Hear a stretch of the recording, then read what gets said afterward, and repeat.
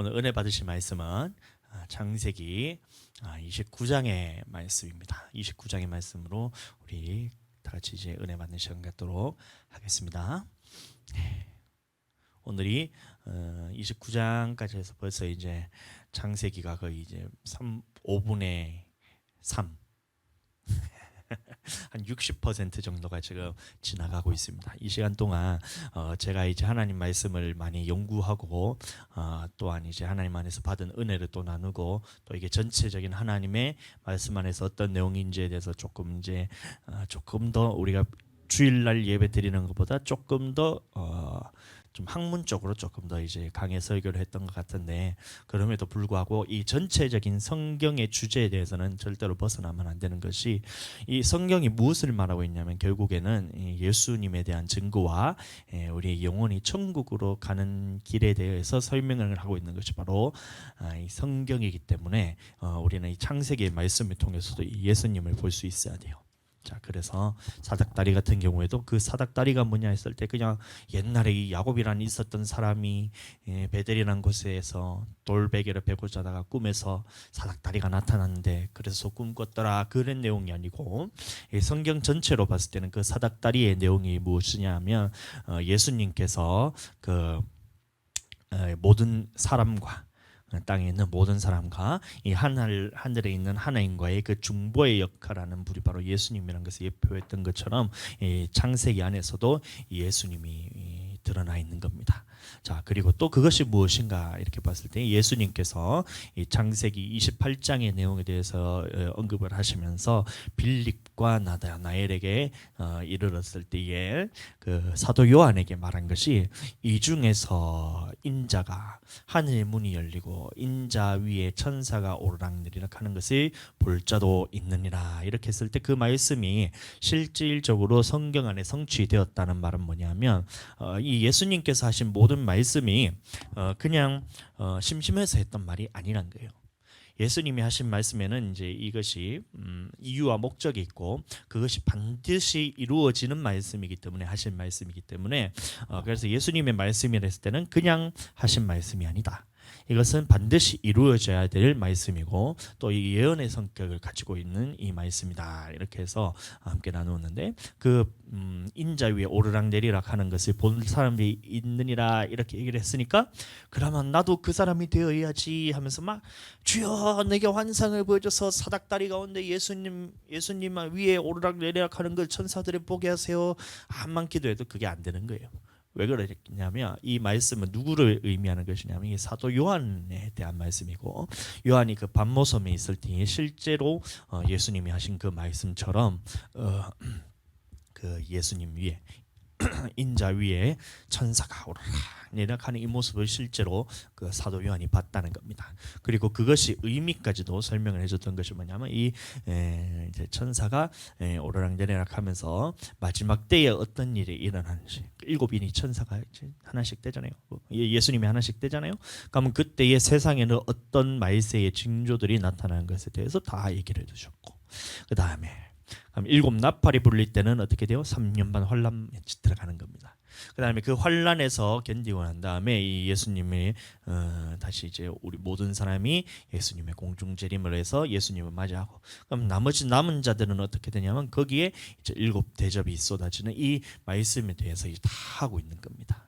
그래서 이 말씀은 반드시 이루어져야 되는 거고, 그래서 그 인자 위에 오르락내리락 하는 이 천사들이 오르락내리락 하는 모습을 봤다 했을 때는 그 말씀이 어디 있냐면 이 계시록에 나오는데, 7인을 떼고 난 다음에 잠시 반시쯤 고요하더니 그 다음에 7 나팔이 불기 전에 요 사이 기간 동안 어떤 일이 있냐면 이 성도들의 기도를 이 향에 다 담는 거예요. 향로에 다 담아서 이거를 가지고 하나님께로 이렇게 싹 올리는 거예요. 이 향연이 올라간다, 연기가 올라간다 했잖아요. 이것을 천사가 이걸 들고 하나님 앞에 딱 가면 하나님께서 그 향로에다가 불을 담아서 이제 그것을 어디다 쏟냐면 이 땅에 쏟는다는 겁니다. 그렇게 해서 이 모습을 이제 사도 요한이 받고 그 말은 뭐냐면 우리가 마지막 때에 이 기도가 이렇게 찼을 때에 이 기도는 우리가 이제 마지막 때 점 3년 반 환란에 들어가기 전에 우리에게 부어지는 이 기름과 다른 거예요. 이 향로와 다른 거예요. 이 향로는 뭐냐면 이 이제 순교자들과 이 고난 받는 사람들이 하나님 앞에 기도를 올린 것이 올라간다. 그러니까 이 하나님께서 이 불을 담아서 땅에 쏟을 때에 이 진노가 있습니다. 핍박하는 사람들에게. 자, 그래서 그 기도는 우리가 지금 하는 기도와는 상관없지만 그 뒤에는 뭐냐면 우리가 쌓인 기도는 언제 부어지냐면 이 우리가 3년 반 환란이 들어가기 전에 이제 하나님께서 이 기도가 쌓인 것들을 이 각자 성도 위에 이제 기름을 부어 주십니다. 그때 어떻게 하냐면 이 기도로서 우리가 준비를 하고 쌓여 있던 사람은 그 환란을 견딜 힘이 거기서 주어지는 것이고, 그런데 그것을 준비하지 않은 사람들은 어떻게 될까요? 열처녀 비유처럼 다섯 처녀는 지혜로운 다섯 처녀는 등불과 기름을 함께 준비해서 신랑이 올 때 그 맞이할 때 둘 다 혼인잔치에 초청을 받았잖아요. 지혜로운 다섯 처녀도 혼인잔치에 초청을 받은 것이고 이 어리석은 처녀 다섯도 혼인잔치에 초청을 받았는데 다섯 처녀도 이 어리석은 다섯 처녀도 등불은 준비했다 그랬어요.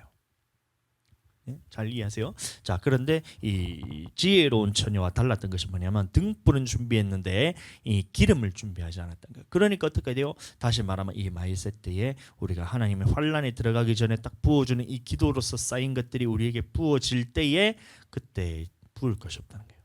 그럼 어떻게 돼요? 이제는 이 환란 가운데 이길 수 있는 힘이 없다는 겁니다.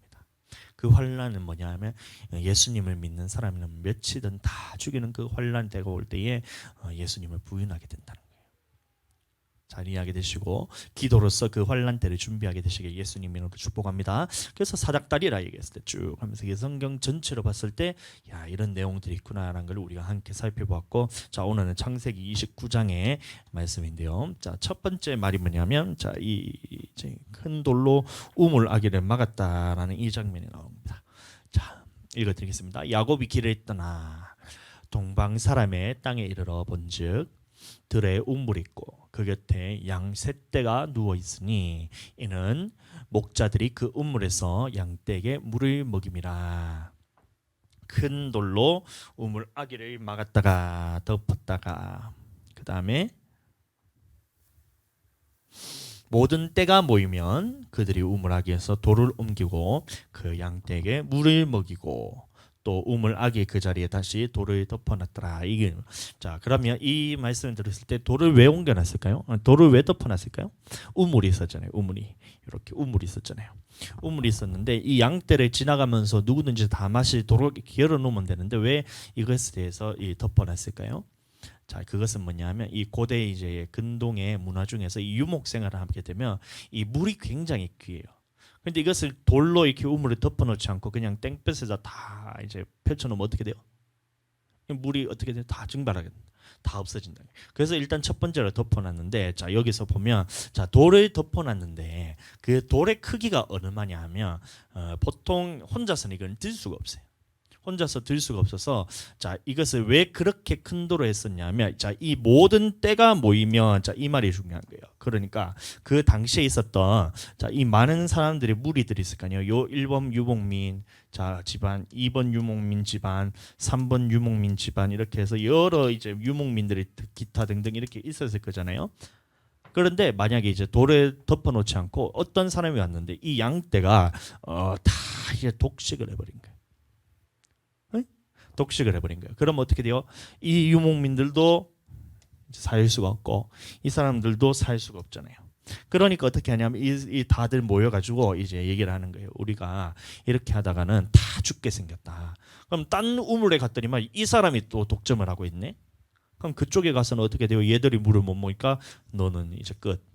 너도 이제 못 살아 끝. 이러니까 자, 그러니까 이 같이 사는 이 유목 생활을 하는 사람들이 자, 목자들이 모여서 무슨 얘기를 하냐면 자, 우리가 이렇게 살다가 다 죽을 것 같으니까 우리가 같이 모여서 자, 이 물에 대해서 우리가 다 같이 모이면 이 우물물을 열어 가지고 함께 마시자. 이건 거예요. 이해가 되세요? 자, 이 물이 우물이 이렇게 있었을 때, 자, 이 우물을 어떤 한 유목 생활하는 이 이제 유목민들이 혼자서 독점을 하게 되면 다른 사람들을 자, 못 먹는 거예요. 2번, 3번, 4번 기타 등등해서 쭉쭉쭉쭉 아무도 못 먹고 얘만 살아남아요. 그러니까 어떻게 돼요? 그럼 여기는 얘가 이제 장악을 하고 있는데 딴 지역에 갔더니만 딴 우물에도 자 이번에는 얘가 이거를 다 이제 혼자서 독점을 하고 있네. 그러면 얘들도 못 먹고 얘들도 못 먹고 아무도 못 먹으니까 또 다 죽는 거예요. 그러니까 모여서 무엇을 했냐면 자 우리가 이렇게 하자. 우리가 우물이 이렇게 쓴 걸 이거를 우리가 다 같이 쓰자. 이걸 다 같이 쓰는데 자 근데 이거를 다 같이 써야 되는데 누가 혼자서 먼저 와가지고 이거를 다 마시면 뒤에 와서 마실 사람이 없지 않냐. 그러니까 이 우물이라는 곳에 딱 있어서 우물에 요 우물에 있는 돌을 이렇게 크다랗게 해서 하나를 놓아서 자 이렇게 우물에 있는 돌을 이렇게 놓아서 자 혼자서는 이제 못 드는 거예요. 그 목자가 1번 목자가 왔는데 이제 혼자서는 못 들잖아요. 그러니까 어떻게 하냐면 자 2번, 3번, 4번 이렇게 해서 보통 이제 돌의 크기가 두세 사람이 이제 겨우 들 수 있는 이런 무게로 이렇게 막아놨다거든요. 그러니까 1, 2, 3번, 4번 목자가 다 모여야 이게 문을 열 수 있는 거예요. 이 문을. 그러니까 이 문을 열 때까지 어떻게 해야 되냐면 1번 사람이 먼저 온다 해서 먼저 먹는 게 아니고 자, 이 다 각자가 다 모여야지 이 우물물을 열 수 있기 때문에 자, 우리가 기다리면서 자, 이렇게 우리가 사이좋게 그래서 이 우물문을 열었을 때에 그럼 다 같이 우리가 먹고 그다음에 자, 먹고 나면 또 어떻게 해요? 또 덮어 놓는 거예요. 뭐 이렇게 했다는 거예요. 그 내용에 대해서 설명했는 것이 방금 봤던 창세기 29장 1절에서 3절 말씀입니다. 그러니까 자 여기서 보니까 세 때라 그러잖아요. 셋 1번 목자 때, 2번 목자 때, 3번 목자 때가 있는데 자 그 옆에서 누워 있는데도 아직까지 우물물을 못 열고 있는 거야. 그럼 세 명에서도 이걸 들 수 없는 거예요. 그러니까 좀 더 기다렸다가 자 이번에 이제 또 오는 거예요. 누구를 기다렸냐면 바로 이제 라반에 있는 종들과 그 라헬이 올 때까지 기다리고 있었던 겁니다. 자, 그래서 모든 때가 모이면 모든 때가 다 모여야 그 뒤에 우물학에서 돌을 옮기고 그래서 돌을 옮길 수 있는 그 내용에 대해서 이제 이렇게 설명을 하면 될 것 같고 그 양떼에게 물어 먹이는 그 우물학에 다시 그 돌을 덮더라. 자, 이런 장소에서 이제 야곱이 도착한 겁니다. 자, 야곱이 자, 이 도착하기까지의 그 과정을 보시면 어떤 과정이 있었냐면 이 야곱이가 이 에서를 속이고 난 다음에 이 이삭을 속여서 자기가 이제 에서인 것처럼 아버지한테가 그 축복을 다 뺏어서 자기가 먹었잖아요. 다 축복을 자기가 다 받아봤잖아요. 그러니까 에서가 화가 나가지고 이 야곱을 죽이려고 막 이 눈을 쌍심지를 키고 막 야곱을 잡아 죽이려고 하니까 그래서 어떻게 했냐면 이제 리브가가 이제 머리를 쓴 거죠. 그래서 내 오라비 집인 이 라반의 집에 가서 그쪽에 가서 수일간 머물다가 다시 돌아오라 이렇게 하면서 이제 야곱을 보낸 거예요. 자 그리고 또 이제 이삭도 마찬가지로 이 에서에게 야곱이 죽으면 이 마음이 둘째 아들이지만 그 마음이 아프잖아요. 너무 아프니까 그래서 어떻게 했냐면 너는 이 가나안 땅에 있는 딸들 중에서 아내를 취하지 말고 내 친족 중에 있는 라반의 집에 가서 거기서 아내를 취하라 하면서 이 보냈다는 겁니다. 그 장면을 이제 27장에서 우리가 함께 보았는데 자 그런 가운데서 이제 야곱이 라반의 집으로 가는 거예요. 근데 라반의 집이라 했을 때 그것이 어딘지도 모르고 자 정처도 없이 가는데 이런 겁니다. 야곱이 그들에게 이르되 이제 묻는 거예요. 그 목자들에게 묻는데 내 형제요 어디서 왔느냐 이렇게 묻는 거예요. 어디서 왔느냐 이렇게 묻는 거예요. 야곱의 입장에서는 이 자기 지금 그 형의 그 눈을 피해서 쫓겨가지고 이 가나안 땅을 지나서 하란 땅으로 이제 가게 됐잖아요. 그러면 갈 길이 어딘지도 모르고 이 하란 땅에서 누가 라반인지도 모르고 어디가 라반의 집인지도 모르고 그 많은 목자들 중에서 누가 라반의 목자인지도 모르고 그냥 정처없이 간 거예요. 그래서 내 형제여 어디서 왔느냐 이렇게 물었을 때에 자 그들이 이르되 그 목자들이 이런 거예요. 우리가 하란에서 왔노라. 그러니까 이 야곱이 놀래버린 거야. 야, 우리가 하란에서 왔다 이 말을 하니까 이제 어떻게 돼요? 야곱이가 놀래붙는 거야. 응? 옛날에 이제 아브라함이 그 이삭의 그 아내를 취하기 위해서 리브가에게 보냈을 때에 그때도 어떻게 했냐면 이 종을 보냈잖아요. 종을 보냈을 때에 그 종이 소원하기를 하나님 이 아브라함을 생각해가지고 나에게 형통한 길을 줘서 이 하나님의 사인으로서 그 사람이 리브가가 그 사람이 이삭의 아내인 걸 확증적으로 나한테 이게 사인을 달라고 그렇게 했던 것처럼 이 야곱이 똑같은 일을 똑같이 당하는 거예요. 그러니까 이제 하란에 어디에 라반이 있는지도 모르는데 딱 그 우물물에 가가지고 있는데 목자들이 왔을 때 너희가 어디서 왔느냐 이렇게 묻는 거예요, 야곱이. 그러니까 야곱이 물었을 때 그 목자들이 이르되 우리가 하란에서 왔노라 이렇게 하니까 이 야곱이 어떻게 했어요? 깜짝 놀란 거야. 하란에서 왔노라. 내가 지금 하란으로 가고 있는데 하란에서 왔다고? 이래 된 거예요. 야곱이 그들에게 이르되 너희가 나홀의 손자 라반을 아느냐 이렇게 묻는 거예요. 두 번째로 묻는 거예요. 야곱이 나홀의 손자 라반을 아느냐 이렇게 물은 거예요. 그러니까 이게 묻는 거예요. 그러니까 물으니까 어떻게 돼요? 목자들이 또 그들이 이르되 아노라 이렇게. 그럼 라반의 입장이 야곱의 입장에서 어떻게 돼요? 내가 지금 라반의 집으로 가고 있는데 이 목자들에게 물었는데 목자가 라반에 대해서 안돼. 자, 그 다음에 묻는 거예요. 야곱이 그들에게 이르되 그가 평안하냐 하니 이르되 평안하니라. 이 평안하다는 말이 뭐냐면 그냥 인사치레로 안녕하십니까 이런 의미가 아니고 그 전체적인 이 삶의 환경에 있어서 전체적으로 이 어려움을 겪지 않고 평안하느냐 이런 영적으로든 아니면 물질적으로든 아니면 전쟁이든 기근이든 이런 모든 삶의 환경 부분에서 평안하게 지내고 있습니까? 라는 이런 인사를 이제 했던 겁니다. 자, 이르되 평안하니라. 이 목자들이 그래서 평안하대요. 자, 그래서 이제 라반에게 가고 있는 이 야곱이 하나님께서 지금 나를 이곳으로 인도하고 있구나라는 것을 이제 깨닫기 시작한 거예요. 지금 내가 어디로 갈 바를 알지 못하고 아브라함이 처음에 그곳을 떠나서 본토 친척의 아비의 집을 떠나서 갔던 것처럼 아무것도 모르고 에서에게 쫓겨가지고 지금 하란 땅으로 오긴 왔는데 내가 어디서 라반을 만나야 되는지 좀 막막했을 거 아니에요, 여러분들. 안 그래요? 좀 여러분 생각 좀 해보세요. 지금 딱 해가 던져놓고 우리는 대한민국에 살고 있으니까 지도도 있고 내비도 있고 아주 잘 돼 있잖아요. 인터넷으로 치기만 하면. 근데 여러분들 스페인이란 제가 이제 스페인을 갔다 왔잖아요. 제가 스페인 한가운데 바르셀로나에 딱 던져놓고 너는 지금 스페인 그 바르셀로나 말고 어디로 갈까요? 하여튼 땡땡이란 곳에 네가 한번 찾아가라 이러면서 그냥 아무것도 없이 그냥 보내는 거예요. 그냥 아무것도 없이 그냥 보내는 거예요. 그래서 제가 이제 그 스페인에 있었을 때 그 부득이하게 14박 15일인가 주일이 그렇게 끼어 있었잖아요. 그래서 제가 이제 가이드하고 얘기를 해가지고 가이드님 하면서 제가 지금 스페인에 지금 왔는데 나는 이 교회 다니는 사람이라서 나는 기독교인이라서 나는 주일 성수는 무조건 해야 되기 때문에 그냥 가이드님은 우리 여행하는 사람들 같이 데리고 그냥 여행 가세요. 나는 혼자서 예배 드리러 가가지고 그 있는 한인 교회에 가가지고 제가 예배 드리고 난 다음에 제가 버스 타고 그쪽으로 갈게요. 이렇게 된 거야. 그래서 내가 그곳에 딱 떨어졌는데 막막하더라고. 어디로 가야 되나? 한인교회. 그래서 물어보니까 가이드가 친절하게 또 이거 엽서까지 적어가지고 다 해갖고 주소를 딱 적어가지고 택시 아저씨한테 보여주고 그 다음에 그걸 가지고 버스를 타고 자기 이제 합류 지점까지 가는데 재밌더라고요. 저는 그렇게 가이드 따라다니는 것보다 혼자서 이 배낭 메고 여행하는 게 훨씬 더 재밌는 것 같아. 그러니까 주일날 예배를 딱 드리려고 택시 아저씨 처음엔 이거는 쉬웠어요. 한마디도 내가 스페인 말을 할 줄 모르거든요. 영어도 안 통하지. 그 사람들이 영어도 안 쓰더라고. 그래서 스페인 말을 하나도 모르니까 이게 종이를 딱 뜨고 택시 아저씨한테 하니까 그것을 델타 주더라고요. 그래서 이제 택시를 타고 가서 이제 한 예배 실컷 잘 드리고 난 다음에 그 사람들한테 제가 묻는 거예요. 그 한인교회 있는 뭐 집사님인지 권사님인지는 잘 모르겠어요. 하여튼 그 있던 사람한테 한국인이 있으니까. 그래서 물어가지고 내가 이쪽에서 가이드하고 여기서 만나기로 했는데 일로 가면 어떻게 해야 되냐 하니까 친절하게 또 여기서 버스를 타고 가서 여기서 한 10분 정도 걸어가야 된다더라고.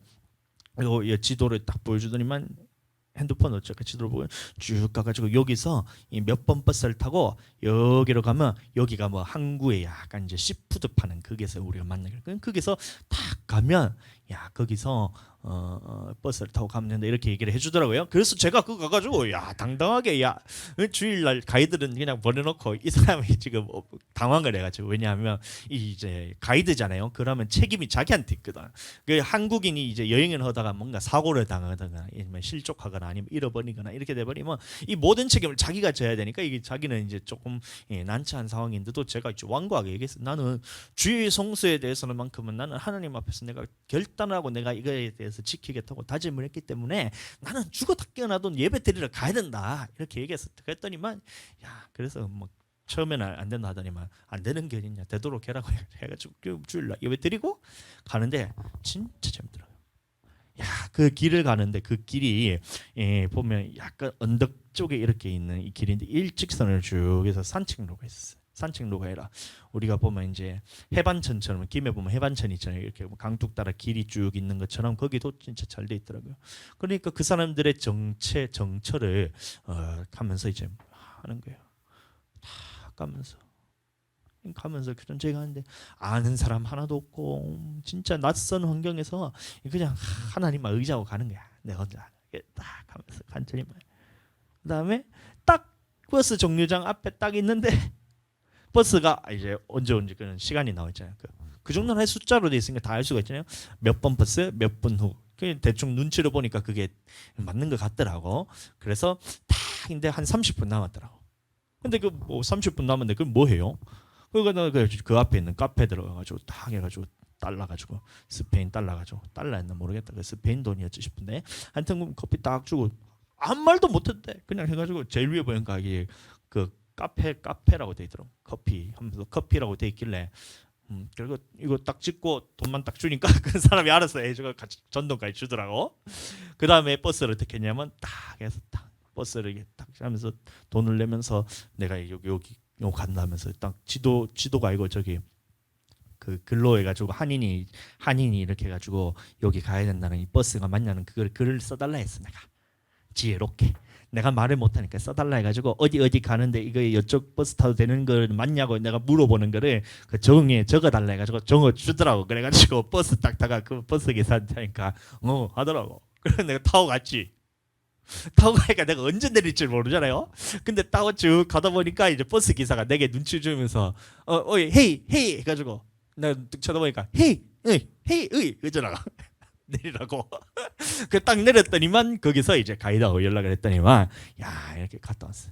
근데 가는 길도 알지 못하고 그냥 갔잖아요. 근데 차 가면서 야 처음에 딱 갔을 때 한인교회 도착했을 때 야 내가 여기 제대로 왔구나. 이거 알아지잖아. 알아주구나. 왜냐면 한인교회에서 내가 이제 버스를 타고 가는 그 길 쭉 가고 있잖아요. 한 10분간 걸어가는데 내가 이거 어딘지를 내가 어떻게 알아? 그냥 쭉 가면 여기 뭐가 있다면서 공원 같은 게 있다. 그 안에 버스 정류장이 있으니까 그거 가면 된다 했는데 스마트폰 가지고 하는데 여기가 내가 어딘지를 어떻게 알아? 쭉 가고 가는데 그 버스 정류장 앞에 커피집 가가지고 딱 하고 버스 정류장 보니까 그 버스 번호가 있잖아. 내가 알잖아요. 내가 가는 길이 맞구나. 그래서 버스 기다리면서 커피 먹고 난 다음에 버스 타고 기사한테 딱 보여주면서 내가 이쪽으로 가는 거에 대해서 물어보니까 이렇게 타락하면서 하더라고. 그럼 나 보세요. 그럼 내가 가고 있는 길이 맞구나 이걸 하죠. 그다음에 내릴 때는 자기가 알아서 얘기를 해주더라고. 얘가 눈치채가 헤이 이래가지고 했다가 오케이 해가지고 딱 내렸는데 그 가서 만났죠. 그러면 가는 여정 가운데서 내가 제대로 가고 있다는 걸 알았던 거예요. 야곱도 마찬가지였어. 처음에 이 하란이라는 곳에 딱 가는데 어디서 온지도 모르겠는데 딱 도착해가지고 야 네가 어디서 왔느냐. 그러니까 첫 번째 종이 그 목자가 하란에서 왔노라. 이러니까 이 야곱이가 놀란 거야. 야 내가 제대로 가고 있는 게 맞구나. 응? 너희가 라헬의 손자 라반을 아느냐? 안다. 그러면 내가 제대로 온 게 맞구나. 이거에 대해서 야곱이 이제 알고 있던 거예요. 야곱이 그들에게 이르되 그가 평안하냐? 평안하다. 야곱이 어떻게 돼요? 이 하나님께서 우리에게 내게 그 라반의 집에 갔을 때에 그 라반에게서 하나님께서 내게 계획하고 있었던 그런 짝지어 주신 사람이 거기에 있구나라는 것을 기대감을 품고 가는 거예요. 자, 그의 딸 라헬이 지금 양을 끌고 오느니라. 딱 이 목자가 이 얘기를 딱 꺼낸 순간 야곱이 어떻게 했어요? 이게 자기가 안 그래도 이 라헬이라는 사람을 라반의 딸을 내가 만나러 왔는데 딱 어딘지도 모르겠는데 이 목자들이 얘기하기를 지금 내가 하란 땅에서 왔고 이 라반에 대해서도 내가 알고 그 지금 라반의 딸내미가 지금 양들을 끌고 내한테 지금 오고 있어요. 이러면서 야곱에게 딱 얘기해요. 야곱이 그럼 뭐이 콩닥콩닥 하기 시작해. 쿵쿵쿵쿵 심장이 빨리 뛰기 시작. 쿵쿵쿵쿵 이렇게 뛰기 시작하는 거야. 자, 그래서 자 여기서 보세요.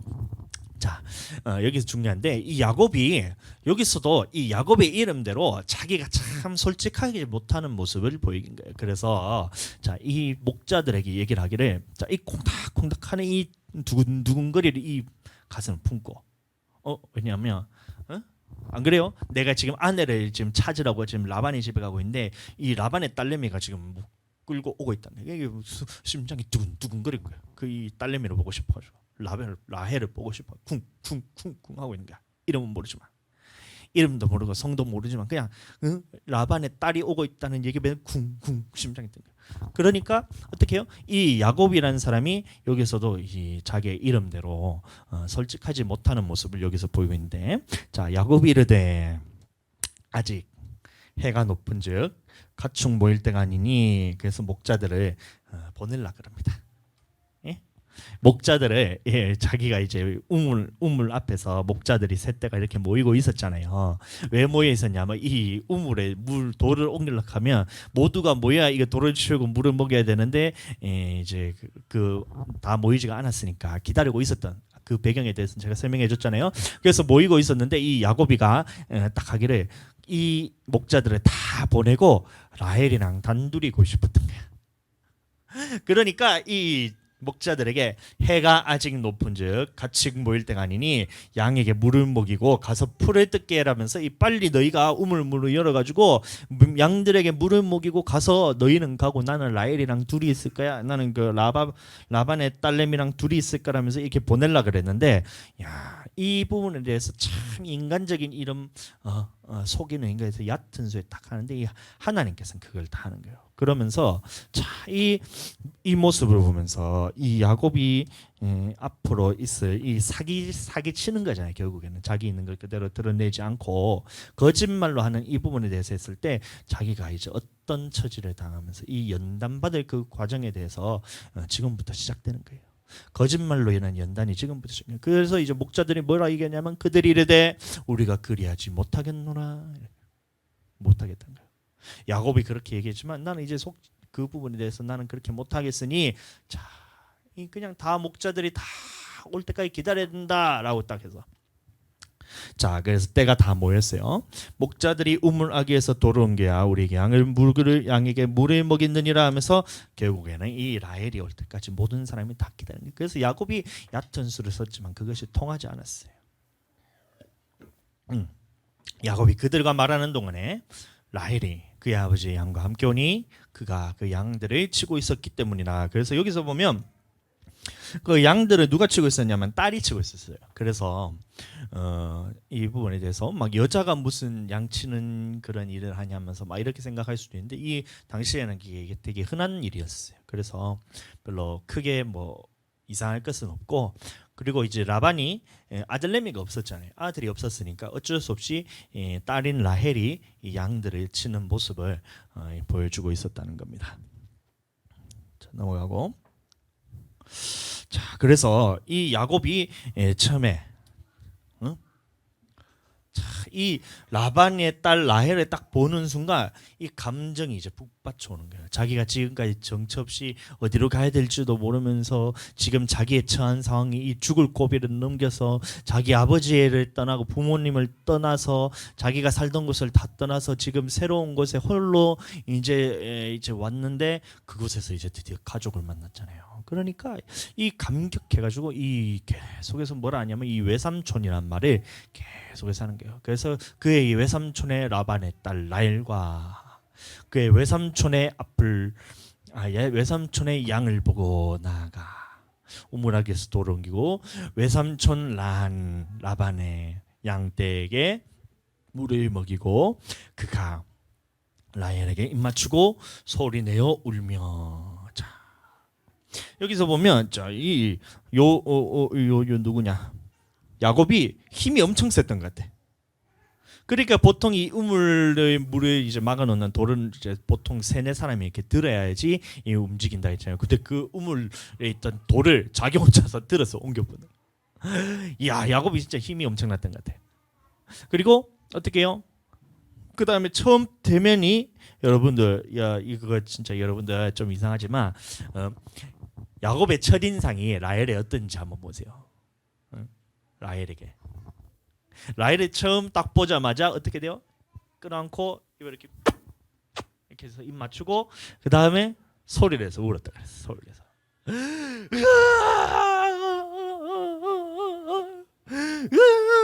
하면서 이렇게 막 부르짖으면서 울었다는 거야.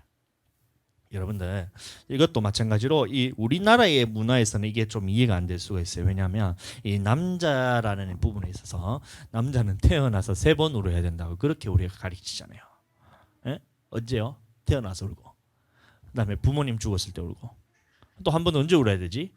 나라 잃었을 때 우는 건가? 하여튼 남자는 태어나서 3번만 울어야 된다 그렇게 하잖아요. 그럼 우리나라의 정서에서는 이 야곱이 소리 내서 우는 것이 이것이 정말 꼴불견일 수가 있는데, 근데 이것도 마찬가지로 이 당시에 이 문화에서는 어떤 거냐면 이 아픔이 있었을 때는 소리를 크게 내서 우는 거예요.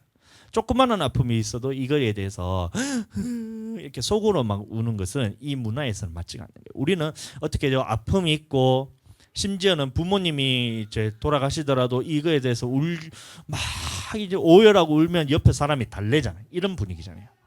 예? 하늘이가 저렇게 막 소리 내서 울면 어떻게 해요? 달래야 되잖아요. 우리가 달래야 되는 이런 문화인데, 이거는 뭐냐면 이 당시의 문화는 뭐냐면 이 아픔이 있었을 때는 더 울어 이게 되는 거예요. 더 울어야 되는 거예요. 소리를 크게 내면 크게 낼수록 울면 이거에 대해서 위로가 되는 거예요.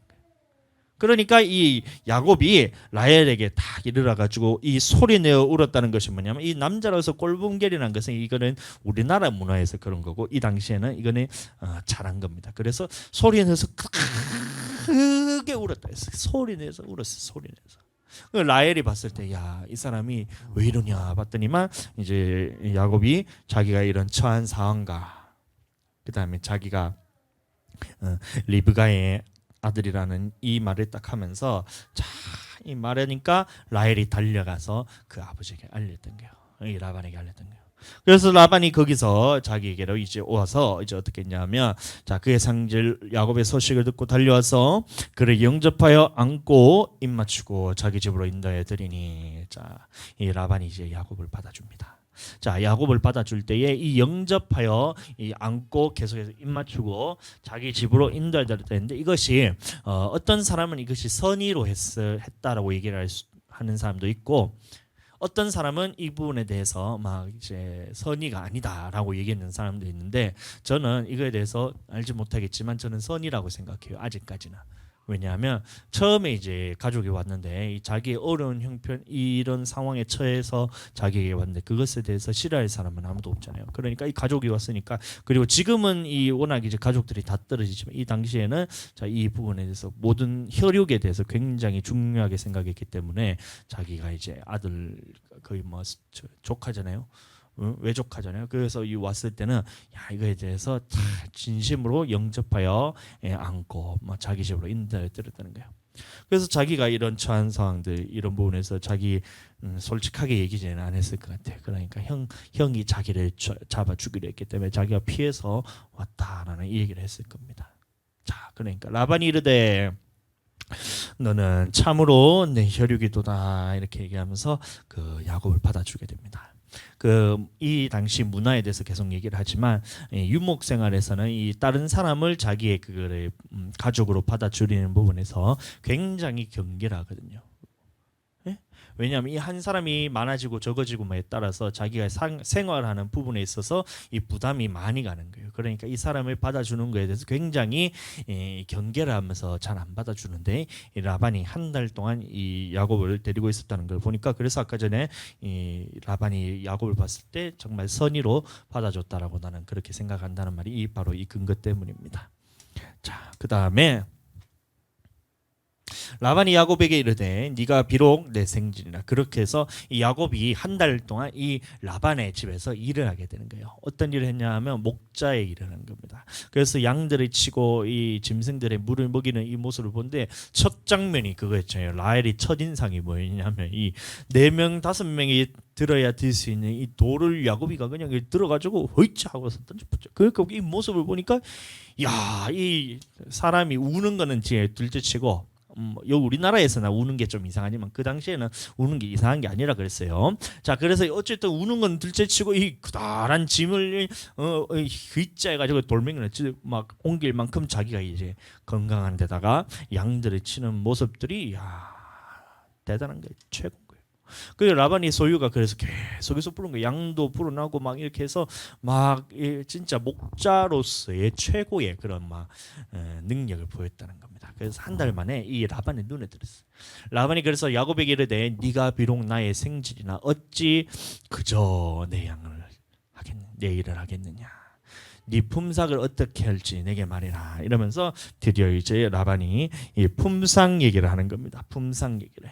자, 품삯 얘기를 했을 때 이것도 마찬가지죠. 어떤 사람은 이 라반이 이 품삯을 얘기했을 때 이 자기 조카다 하더라도 이 품삯에 대해서 할 주는 게 이 선의로 얘기했다. 착한 마음으로 얘기했다. 이렇게 생각하는 사람도 있고 어떤 사람은 아니다. 라반은 야곱이가 이제 성품을 봤을 때 이거에 대해서 자기가 이 처한 이거 얻어먹고 살고 있는 상황이기 때문에 그 품삯에 대해서 크게 달라 못할 거라는 그걸 알고 그냥 밑밥을 깔고 그냥 품삯 얘기를 한번 해보라면서 자기가 비용을 아끼기 위해서 했다라는 얘기를 하지만 어찌됐든 이제 라반의 입장에서는 이 큰 일꾼을 지금 데리고 있게 되었다는 거예요. 그래서 라반이 야곱에게 물었을 때 네 품삯을 어떻게 할지 내게 말하라 이렇게 했을 때 야곱이 무엇을 구했어요? 레아를 구합니다. 라헬을 구합니다. 야곱이 라헬을 사랑함으로 대답하되 외삼촌의 작은 딸 라헬을 위해서 내가 7년 동안 섬기리다. 이렇게 해서 7년 동안 이 라헬을 위해서 섬기겠습니다. 이렇게 대단한 거예요. 진짜로 7년 동안 품삯을 그에 대해서 돈 하나 받지 않고 내가 이 부분에 대해서 딸을 위해서 결혼하기 위해서 그곳에서 그냥 이제 처가살이라 하는 거예요. 처가살이. 그런데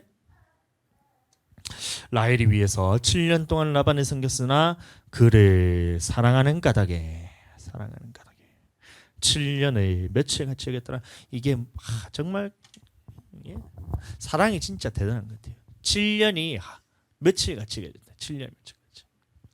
1000년을 하루같이 여기잖아요. 하나님도 마찬가지로 하루를 1000년같이 1000년을 하루같이 여기는 그 하나님도 왜 그렇게 1000년을 하루같이 여기고 하루를 1000년같이 하루를 1000년같이 여긴다는 말은 뭐냐면 이 1000년을 하루같이 여긴다는 말은 뭐냐면 이 사람을 오래 참고 1000년이 하루처럼 느껴질 정도로 하루밖에 안 느껴지도 1000년이란 기간이 기다리는데도 이 기다릴 때는 참 이 부분에 대해서 돌이키고 기다리는 것에 대해서는 1000년이 하루같이 느껴질 정도로 기다리고 또 이 사랑하는 사람을 다시 보기 위해서는 진짜 하루가 1000년같이 느껴져. 진짜로 여러분들 다 연애해봤잖아요. 안 그래요? 사모님도 연애해봤잖아요. 하루가 1000년같이 진짜 왜 이렇게 시간이 안 가는지 같이 있으면 어떻게 돼요? 시간이 그냥 쏜사같이 지나가요. 쏜사같이. 어떻게 되는 게 막 퇴근하고 5시에 만나 10시까지 그냥 5시간이 그냥 막 눈 깜짝할 새에 이렇게 막 지나가는 거예요. 예? 그런 것처럼. 근데 사랑하니까 이 7년이라는 기간이 며칠로밖에 안 남겼어요. 야곱이 그랬다는 거예요. 진짜 진심으로 이 라헬을 사랑했다는 겁니다. 자, 야곱이 라반에게 이르되 내 기한이 찼으니 자 그래서 7년이란 기간을 이 야곱이 라반의 집에서 봉사를 하고 그 아내를 내게 주소서 내가 그에게 들어가겠나이다. 이렇게 했을 때 그에게 들어간다는 말이 뭐냐면 이제 방에 들어가 가지고 성관계를 한다는 얘기예요. 그래서 내게 들어가니까 아내를 내게 주소서 이렇게 얘기를 하니까 어떻게 해요? 라반이 이제 여기서 이제 본심이 드러났던 겁니다. 라반이 그곳 사람을 다 모아서 잔치라고 저녁에 그의 딸 누구를 보냈어요? 레아를 보냈어요. 이상하게. 이 야곱이라는 사람이 자기는 라헬을 위해서 7년을 이 봉사했다고 했는데 정작 결혼할 때가 되니까 누구를 들여다 보냈냐니까 레아를 야곱에게로 데려가매. 이렇게 레아를. 그래서 모든 사람을 다 모아서 잔치를 베풀었다는 말은 뭐냐면 이 사람들 앞에서 증거로서 이 아내를 내 딸을 이 사람에게 제가 아내로서 줍니다라는 이 증거로서 사람들이 다 모았다는 거예요. 그러면서 라헬을 주는 게 아니고 이 레아를 그 야곱에게 아내로서 줬다는 말은 뭐냐면 이렇게 사람들한테 빼도 박도 못하게 야곱에게 레아를 줘버렸다는 거예요. 참 그러면서 잔치를 베푸는 게 그 이유가 뭐예요? 사람들에게 베풀어서 그랬는 건가요? 그게 아니고 이 신랑 되는 이 야곱에게 이 정신 못 차리게 하는 거야. 정신 못 차리게. 이 술도 한 잔씩 해야 될 거 아니에요. 그러니까 이 당시에는 그러니까 술 마시고 이 정신이 이제 인사불성이 된 상태에서 이제 밤은 어둡제 그리고 방이 또 이제 그때는 다 텐트로 쳤으니까 앞이 보이지도 않지 이러니까 들어가니까 이제 누군지 모르는 거예요. 레아가 7년을 같이 사는데 레아인지 라헬인지도 몰라. 이 야곱이 이때 그래서 이 라반이 그래서 철두철미하게 작전했었던 거예요. 사기치려고. 그래서 레아를 야곱에게 데려가미 야곱이 그에게로 들어가니라. 그래서 레아에게 들어갔다는 거예요. 자, 그러니까 이 야곱이 이 거짓말의 인생이 자기가 사기치고 처음에 이제 에서에 대해서 그 팥죽도 팔았을 때도 자기가 사기쳐가지고 자기가 뺏었잖아요. 그다음에 아버지에게 축복받을 때도 아버지 이삭에게 사기쳐가지고 자기가 축복을 다 받았잖아요. 그리고 목자들에게도 딱 했을 때 가가지고 이게 자기의 의도는 뭐냐면 뒤로 꼭꼭 숨겨놓고 라헬하고 둘이 있고 싶어가지고 그랬는데 이 목자들에게 얘기하는데 거짓말로 하면서 딱 가죠. 그러니까 자기의 인생에서 거짓말로 하다가 이렇게 속이면서만 살아오다가 속게 되는 경우가 되어버렸어요. 그러니까 자기가 쌓아온 이게 심었던 그대로 거두게 된 겁니다. 그래서 라반이 이제 탁 했는데 자 그에게로 들어가매 그의 야곱이 그에게 들어가서 레아랑 동침하고 이제 됐는 거예요. 야곱이 아침에 보니까 드디어 딱 눈을 뜨고 봤더니만 정신 차리고 봤더니만 레아인 거예요. 레아. 이야. 예? 여러분들 근데 잘 기억하세요. 이 레아를 통해서 유다가 태어납니다. 레아를 통해서 유다가 태어났는데 이 유다의 자손 중에 누가 태어나냐면 예수님이 태어난 거예요. 그래서 라반에게 이르되 외삼촌이 어찌하여 이같이 행하셨나이까 이렇게 했을 때 자 그래서 라반이 야곱을 속인 것은 잘못되었지만 전체적인 구속사적인 성경에서 봤을 때는 그 관점으로 봤을 때는 이 외삼촌인 이 라반이 야곱을 속인 것이 진짜 예수님을 태어났는데 결정적인 역할을 하게 돼요. 예수님의 이렇게 자손으로 태어나는 그 유다가 태어났는데 결정적인 역할을 했던 것이 바로 이 속였던 거예요. 이거 왜 이렇게 행하셨나이까 이렇게 물어봤을 때 라반이 또 얘기하기를 내가 라헬을 위하여 외삼촌을 섬기지 아니하였나이까 외삼촌이 나를 속이심은 어찌 됨이니까 이렇게 야곱이 따져 묻잖아요. 당연히 따져 물어야죠. 속였는 게. 그러면 안 되잖아요. 왜 이렇게 속였습니까? 이렇게 물으니까 자 외삼촌이 거기서 뭐라 얘기하냐면 이 야곱이 빼도 박도 못하도록 얘기하는 거예요. 라반이 이르되 언니보다 아우를 먼저 주는 것은 우리 지방에서 하지 아니하는 바이라. 이 말을 딱 보니까 야곱이 이 말을 들으면 얼마나 찔렸을까. 예? 언니보다 아우를 먼저 주는 것을 우리 지방에서 하지 않는다는 거예요. 장자에 대해서 이 권리에 대해서 인정하는 것이 우리 문화다 이건 거예요. 근데 야곱은 어떻게 했어요? 이 에서의 장자권을 뺏은 사람이 자기잖아요. 그러니까 이거에 대해서 딱 듣는 순간 속에서 천불이 나는 거예요. 자기가 이제 뭐라 하지도 못하겠고 자기가 장자권을 뺏었으니까 이거에 대해서 하지도 못하겠고 나는 그거에 대해서 나는 그러니까 이 장자권에 대해서 얘기하는 것은 이 하나님이 정하신 법도잖아요. 그러니까 이 부분에 대해서 우리는 어기지 못하겠다는 라반의 말을 들었을 때 야곱이 그 말에 대해서 한마디 대꾸를 할 수 있었을까요? 못했다는 거예요. 이 장자권에 대해서 이 인정하는 하나님을 섬기는 척하는 이 라반의 앞에서 한마디도 못하는 거예요. 그래서 딱 어떻게 돼요? 이를 위해서 7일을 채우라. 우리가 그 돈 네게 주리니 네가 또 나를 7년이나 섬길지니라 해서 7년 동안 또 이제 야곱이 섬기게 됩니다. 평생은 자기는 속이면서 살았어요. 팥죽 팔 때도 속였고 축복받을 때도 속였고 이 목자들에게도 하나님 앞에서 이거 다 알고 있는데 그냥 속이면서 사람들이 속이려 했고 라반에게 왔는데 7년 동안 이렇게 했는데 자기가 오히려 이 속임을 당하면서 이 어려움을 청했잖아요. 근데 이 속임조차도 이 하나님 앞에 이 구속사적인 이 전체적인 관점을 봤을 때는 이 하나님의 계획 안에 있었다는 거예요. 이 레아를 통해서 하나님의 그 유다의 자손으로서 예수님의 계보를 이어가기 위해서 하나님께서 하셨다는 겁니다. 자, 야곱이 그대로 하여 그 7일을 채움에 라반이 딸 라헬도 그에게 아내를 주고 야곱이 또한 라헬에게로 들어갔고. 자, 들어갔던 거예요. 지금은 기다리질 필요는 없었어요. 자, 예? 지금 기다릴 필요 없었어요. 야곱이 입장에서 7일 후에 이제 라헬에게 다시 들어갔잖아요. 그래서 이제 아내가 되었잖아요. 그러면 이제 라반이 야곱에게 야곱을 속였잖아요. 그러니까 외삼촌이 나를 속였으니까 나는 그러면 이제 아내를 취했으니까 나는 이제 떠나가겠습니다. 이렇게 했어도 됐잖아요. 그런데 그냥 그대로 묵묵하게 지키는 거예요. 여기서부터 이제 연단의 과정이 시작됐다. 그래서 처음에 거짓말로 인생으로 살다가 속이려고 하다가 이 라반이라는 사람을 자기 같은 모습을 거울과 같이 보는 거예요.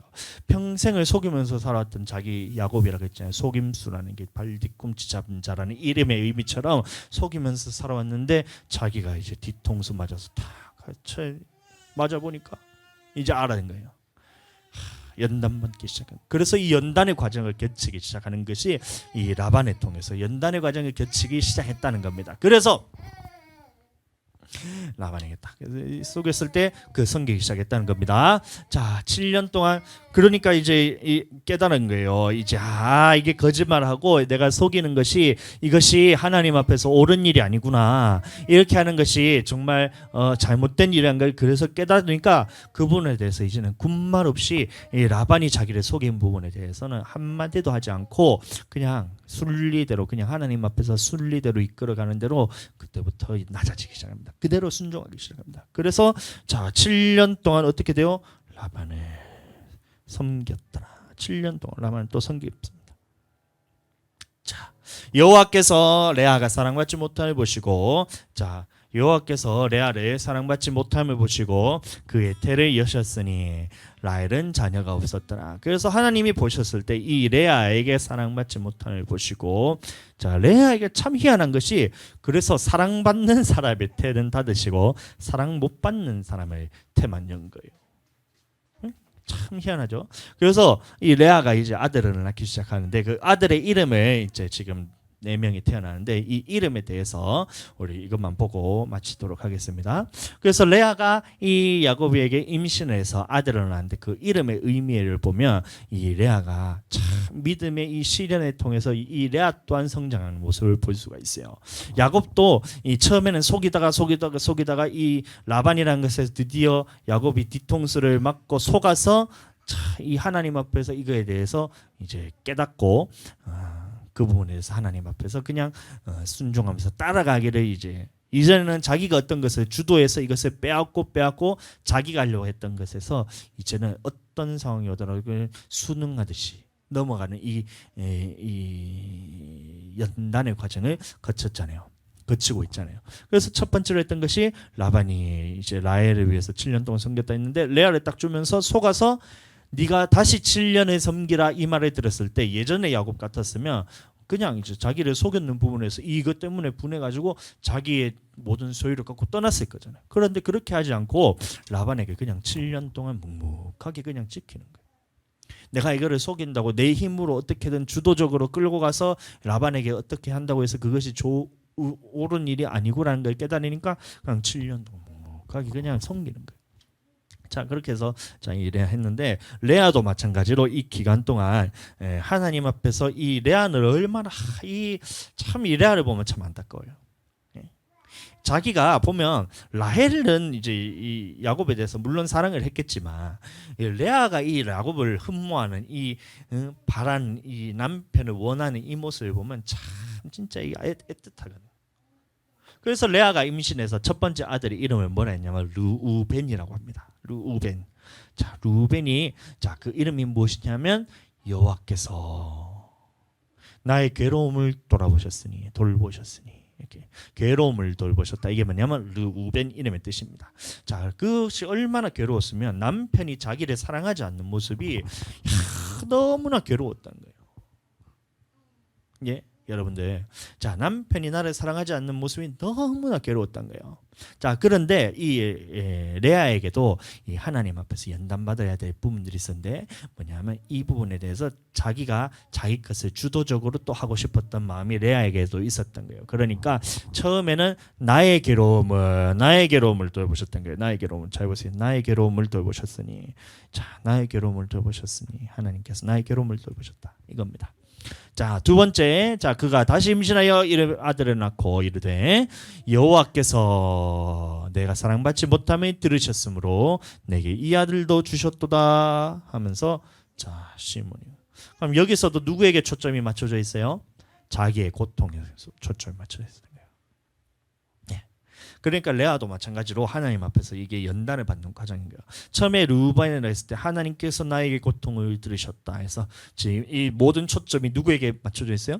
내 고통을 들으셨다. 이해되세요? 내 고통을 들으셨다 하면서 이 초점이 누구에게 맞춰 있어요? 나. 자, 두 번째 아들을 낳았을 때 그 시몬이를 했을 때 그 이름이 의미가 뭐예요? 내게 이 아들도 주셨다. 왜요? 내가 이 남편에게 사랑받지 못함을 하나님께서 들으셨으므로 내게 이 아들도 주셨다. 그럼 여기서도 초점이 누구에게 맞춰져 있어요? 레아에게, 나에게 맞춰져 있었던 겁니다. 자, 세 번째 보세요. 그가 또 임신하여 아들을 낳고 이름을 이르되 내가 그에게서 새 아들을 낳았으니 내 남편이 지금부터 뭐라고요? 나와 연합하리로다. 그럼 여기서도 마찬가지예요. 그러면서 그 이름을 레위라 했는데 여기 때도 마찬가지예요. 이게 고통이 자기에게 맞춰준 거를 남편이 자기의 사랑받기를 사랑해 주는 것을 계속해서 바라면서 그 초점을 누구에게 맞추고요? 나와 연합하리로다. 내가 드디어 세 명의 아들을 낳았으니 이제 남편이 나와 연합하리로다 하면서, 자, 초점이 나에게, 남편에게 사랑받지 못하는 이 초점이 자기에게 맞춰져 있었던 겁니다. 물론 하나님께서 들으셨어요. 그래서 이제 계속해서 아들을 또 주잖아요. 자, 그 다음에 마지막으로 그가 또 임신하여 아들을 낳고 이르되, 자, 이제 보니까 이 연단의 과정이 이제 레아에게 끝난 거예요. 자, 보세요. 이 야곱이 연단을 받았던 것처럼 거짓말하면서 속이고 하다가 결국에는 이 라반에게 뒤통수 맞고, 내가 이렇게 살면 안 되겠다 하면서 지금부터 딱 돌이켜서 어떻게 돼요? 하나님 앞에서 이 부분에 대해서 다 순리대로 그냥 흘러가는 대로, 내가 주도적으로 어떤 것을 빼앗는 것이 아니라 순리대로 흘러가는 것을 배우게 됩니다. 근데 이때도 레아도 마찬가지로 하나님 앞에서 배웠던 것이, 르우벤을 낳으면서 하나님께서 나의 고통을 들으셨다.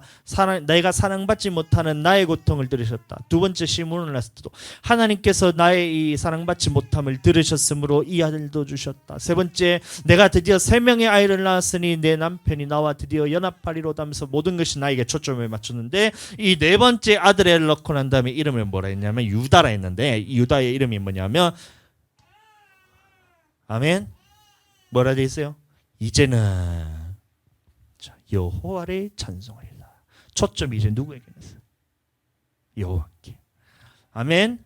나에게 고통이 있었고 하나님께서 나의 고통을 들으셨고, 하나님께서 나의 고통을 들으시고 드디어 내 소원을, 이 연합하는 이 소원을 하나님께서 드디어 들어주실 것 같아서 내가 셋째 아들까지도 낳았는데, 그럼에도 불구하고 이 야곱은 계속해서 라헬 만사를 하네.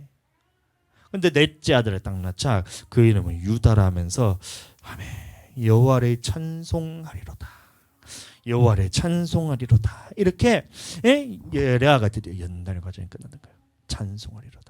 나에게 초점이 맞추다가, 자, 네 번째 아들을 낳고요. 마침내 이 레아도 연단의 과정이 끝납니다. 그래서 이름을 여호와를 찬송하리로다 유다라, 이렇게 이름을 짓는 겁니다. 그리고 이 유다를 통해서 이 우리의 드디어 마침내 예수님이 이 유다의 자손을 통해서 태어나게 되잖아요. 아멘. 자, 여러분들도 자, 이런 과정들이 있었다면, 자, 하나님 앞에서 계속해서 초점을 누구한테 맞춰야 되냐면, 이런 고통 가운데 있을 때 고통에 자꾸 초점을 맞추면 안 돼요. 우리가 삶에 있었을 때 환경이 있을 때 어려워지잖아요. 누군가 문제가 생기고 어려움이 생기고, 자, 이런 어려움이 있을 때에 그 초점을 나에게 맞추고 아니면 환경에 맞추고 남에게 자꾸 초점을 맞추게 되면 어떻게 되냐면 이게 해결이 되지 않아요. 계속해서 문제가 더 커지고 문제가 더 커지게 보여요. 문제가 크게 보이고 하나님이 작게 보여요. 그런데 이럴 때에 어떻게 하냐면 하나님을 바라보세요. 하나님을 바라보고 하나님께 찬송하게 되면 이 문제가 해결이 됩니다. 아멘. 그렇게 우리 하나님 앞에서 날마다 더 성장하고 연단을 통해서 금보다 더 귀한 우리 믿음을 다 소유하게 되시는 우리 넓은 마음 교인들이 또 성도님들이 되시기를 예수님 이름으로 축복합니다. 아멘. 네, 이 시간 기도하겠습니다. 네, 기도하실 때에 이 야곱을 통해서 우리가 이제 알 수 있는 것이 뭐냐면 이 하나님 앞에서 이 연단의 과정을 통해서 이 알 때에 그것이 마냥 이것이 힘든 것이 아니고 이 연단을 통해서 내가 하나님의 나라에 들어갈 수 있도록 나를 그 고치시는 하나님을 바라봐야 돼요. 그 다음에 또 이 이제 레아를 통해서 레아도 마찬가지로 이 삶의 어려움과 문제 가운데 있었을 때에 처음에는 이 계속해서 이 문제를 바라보고 이 문제의 원인인 환경을 바라보고 그 다음에 또 이 주변에 있는 이 사람을 계속해서 바라보는데 이래서는 문제 해결이 되지 않았던 거예요. 그러나 이럴 때 하나님 앞에 딱 이제 드디어 마침내 이 레아가 했던 이 고백처럼 이제는 여호와를 찬송하리로다 하면서 하나님을 바라볼 때 이 모든 문제가 다 해결. 아시겠죠? 그렇게 되게 예수님을 축복합니다. 기도하겠습니다. 하나님 감사합니다. 우리가 이렇게 창세기 29장을 통해서 또 이 야곱의 이런 만났을 때 이 하나님께서 모든 것을 인도하셨고 그 가운데서 하나님의 또 계획하심 안에서 야곱을 또 하나님 앞에서 또 세워가기 원하시는 하나님의 그 계획 안에서 하나님이 연단하는 과정 가운데 우리가 이렇게 보았습니다. 그 가운데서도 우리가 하나님 앞에서 계속 연단 받을 때에 그것이 어려운고 힘들지라도 그것을 통해서 내 영혼이 하나님 나라에 들어가기를 원하는 하나님의 그 마음이심을 우리가 인정을 하고 그 믿음으로써 그 연단을 잘 통과하게 하여 주시옵소서. 또한 레아 또한 하나님 앞에서 이 고통 가운데 있는 환경과 이 어려움이 있었음에도 불구하고 처음에는 하나님이 앞에서 자기에게 모든 문제의 초점에 문제를 바라보고 자기를 바라보고 또 이 문제의 원인에 대해서 바라보면서 사람을 바라봤다면 이 연단의 과정을 통해서 마침내 하나님을 바라보면서 하나님께 찬송했을 때 이 모든 문제가 사라졌던 것처럼 우리 또한 하나님 앞에서 날마다 이 연단 과정에서 하나님만 바라보게 하여 주시옵소서. 그리고 마침내 하나님 앞에서 우리가 그 연단의 과정이 끝났을 때에 하나님 앞에서 정말 기쁨으로 찬송할 수 있는 우리 모두가 되게 하여 주시옵소서. 감사합니다. 그렇게 하실 것을 믿고 예수님 이름으로 기도드렸습니다. 네. 하나 빠졌는데 여기 보면 그의 출산이 멈췄다 했을 때 이게 폐경됐다는 그런 얘기는 아닙니다. 출산이 멈췄다 얘기했을 때 이 잠시 끊어졌지 나중에 또 보면 또 이제 누구를 낳죠? 갑자기 생각이 안 나네. 하여튼 아들 한 명 더 낳고 그 다음에 딸내미도 안 낳죠. 딥나도 여기서 낳죠.